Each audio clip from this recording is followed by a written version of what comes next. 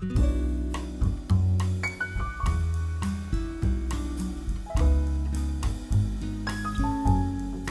大家好，我是你们的赖赖剧报告童艾玛。上集提到我的房间还有卧室呢是有一个推拉门做隔断的，但是签约以后我才意识到，这个居然只是一个空空的门框，天雷滚滚。这个门框厚重、多余，还危险，想让房东拆掉或者装上玻璃不成功。如果自己卸掉，退房再装回去又没地方放。如果将门固定住，起码不会夹手。随便买个帘子装在侧边，补充一下隔断功能也不是不行。但是呢，窗户这边是窗帘，这边又是窗帘，也太多帘子了吧？不，我不要将就，我喜欢的是复古文艺的风格，长虹玻璃大好き，藤边网格大好き，不就是几千块吗？为了美还有舒适，我认了。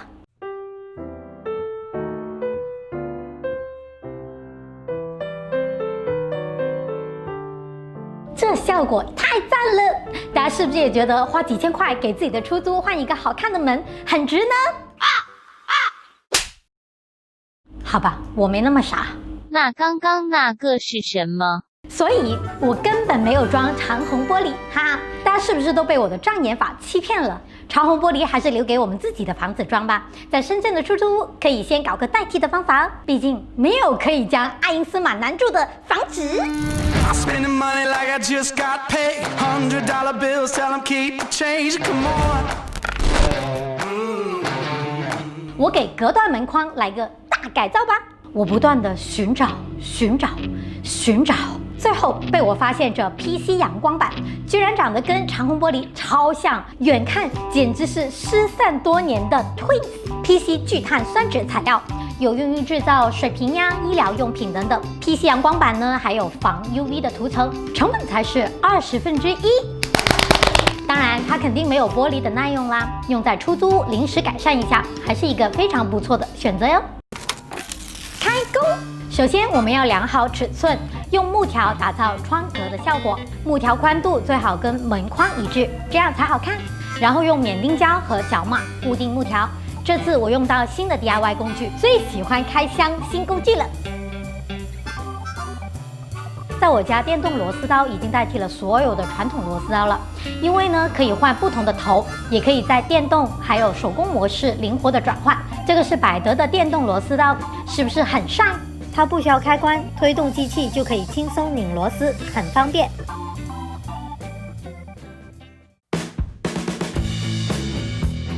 想要在木条内固定阳光板还有藤边网格都不是一件容易的事情。这么薄的材质哦，网格还非常容易卷曲，只用胶水呢是粘不稳的。我们决定将网格粘在薄木板上，最好在边角再用钉子固定一下，把装饰线条粘木框内。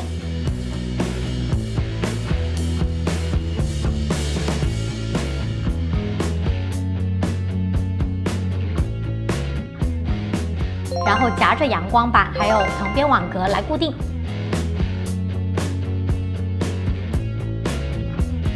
新木条还有线条的颜色呢和原来的木框都不一样，所以呢我们需要统一刷一个原木色，让它们成为一个整体。ta da！这个花费3天的大工程还是顺利完成了。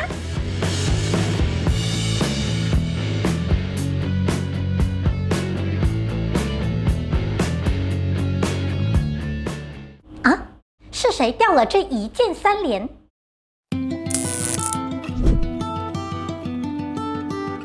才12平米的客厅，沙发就占了1/3，太大了。这个贵妃椅呢，我决定撤了，放上去阁楼。这个黑沙发真的是纯纯的黑，跟专业团队的西装一样黑。和整个风格非常不搭。面料呢是 PU 皮，又是里面最差的那一款，很不舒服。你们说怎么弄好呢？估计很多粉丝猜到了，用沙发套，不好看就给它包起来。那套沙发该怎麼操作呢？今日我為大家介紹一個簡單又別緻嘅改造套梳化。家裏頭嘅小朋友一定好喜歡嘅。材料係好簡單，我哋只需要一個大布套嘅梳化，我哋將套喺梳化外嘅布拆出嚟，慢慢拆，咁樣就會得到一張梳化套啦。然後將梳化套一反轉，呢個套梳化就完成啦。係咪好易整呢？多謝大家收睇。我選了絲絨的沙發套，可以買了絲絨布料讓裁縫大媽加工，這樣最便宜。又或者在淘寶直接定製沙發套，用上泡沫壓條就可以保持一定的沙發造型，更好看。不過呢，不是所有的沙發都能用壓條的，需要有縫隙能塞進去才可以。我的沙發呢，縫隙很淺，壓條壓得不夠深，偶爾呢會跳出來，不過塞回去就可以了，還可以接受啦。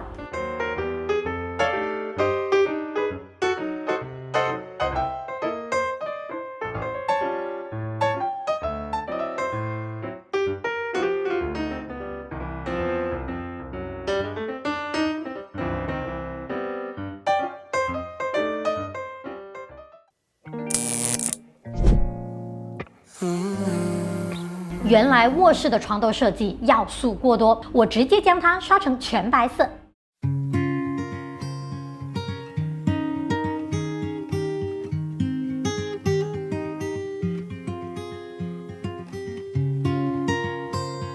窗帘呢，我特意选了姜黄色丝绒材质，触感如巧克力般丝滑，无论从轻奢的观感还是垂坠的质感上，都远远优越于其他绒布，乃绒布中的奢侈品。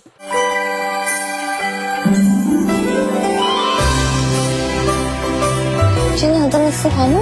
有，是咱们一溪店铺的热卖单品哦，赶紧扫一扫加购吧。搭配纱帘，装上之后真的太好看啦，立刻有了轻奢感。床旁边的位置只有65公分，成品梳妆台起码宽1米以上，所以我决定用搁板代替桌面，定制了一个宽60公分、深40公分的搁板，用搁板托架上墙固定。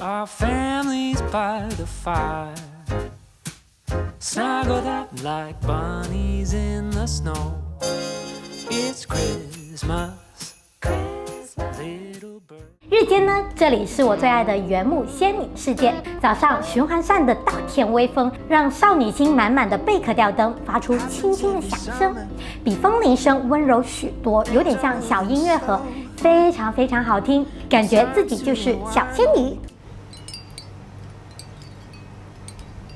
日落后呢，这里多了一点复古氤氲的 feel， 感觉自己就在王家卫的电影里面。W 先生玩 PS 的时候，总觉得少了点 feel。我决定在电视和电视柜背后加上 LED 灯带，搞搞气氛。这就是第3个世界，是送给 W 的未来世界，满满的科技未来感，有没有？以后他玩游戏的时候，高清大屏配霓虹灯，就一个字，爽！我换了家里的所有灯泡、开关，还有窗帘电机。现在呢，通过一个某爱音箱还有 APP， 设定了起床模式、睡眠模式，还有观影游戏模式。早上8点，家里准时打开窗帘，让阳光和音乐叫醒我。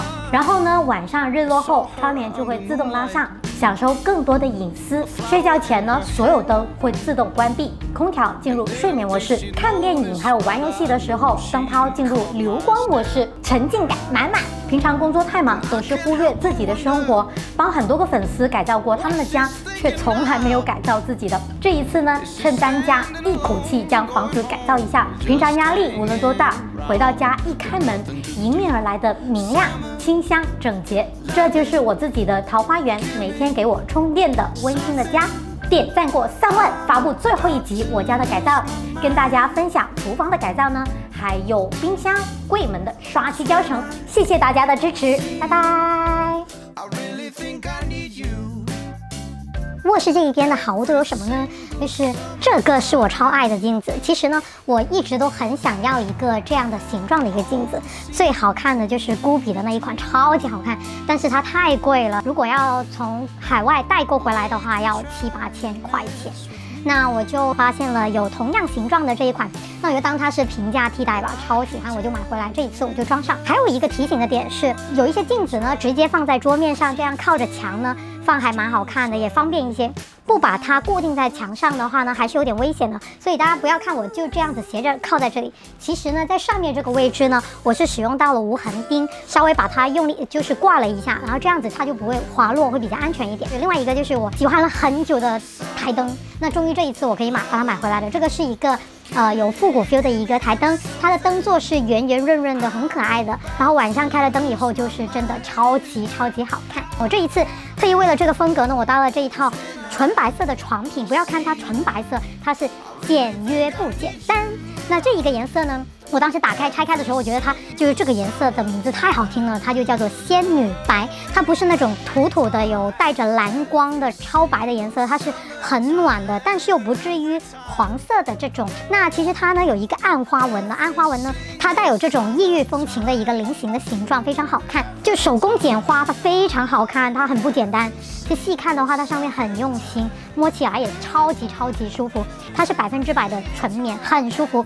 然后还有一点就是，我这一次我同事推荐了一个背心给我，因为大家要留意，如果你用纯白的一个床品的时候呢，你里面的背心不能是五颜六色的。就我发现背心呀，什么空调被啊，他们很喜欢五颜六色的颜色，很奇怪，可能觉得耐脏吧。但其实呢，如果你的床品是浅色的话呢，一定记得一定要搭白色的背心，否则就会很丑。那我这一次呢，就是买了我同事推荐的一个大豆纤维的一个背心，超级舒服。反正我睡了几天，我就觉得很舒服。我也会把它链接分享给大家，没有任何味道，很舒服的一套床品。就除了我的猫也太大爱。自从我床品卧室这边改完以后，它整个就是赖在我的床上不走了。有图片为证，发给大家看一下。超级舒服。还有就是那个床头软包，这个床头软包我就用上了我们的那个店里面的那一款床头软包，我上次已经介绍过，超 Q 弹，然后它是韩国绒立绒的一个表面，很舒服，然后纽扣状，然后在侧边也可以放手机，这个设计也很贴心。这一款是1.5米的，很舒服。然后还有这一次我超级爱的这张椅子，我真的好喜欢。我看到它的照片的时候我就很喜欢，最后把它买回来了。其实呢，它大家看着像胡桃木，但其实它是一个仿胡桃木的一个颜色而已，所以它就会比较便宜。那它这一面呢，就是用到藤边啦。它是可以折叠起来的，很适合，因为我现在家很小嘛，需要用到椅子的地方蛮多的，但我只需要一个椅子。我需要梳妆的时候，我就会用这个椅子在梳妆台这一边用。那我偶尔周末会在家里面工作，那我的书桌折叠书桌呢，我把它打起来，然后就这一杆椅子我会放到书桌区那一边。所以如果有客人来的话呢，那我就会把它放到客厅这一边，就非常的好用。其实现在我坐上去最舒服的地方就是这一个靠背，就没有任何角度的限制的。那我坐上去以后呢，靠着它就完全按照我的背部的一个线条调整方向。如果我伸个懒腰或者怎么样，它是完全跟着我的背部去走的。可以我看书的时候，它就会给到我一个承托力，很舒服。那它还可以折叠起来，折叠以后呢，它就很像一个装饰品，折叠以后也超级好看。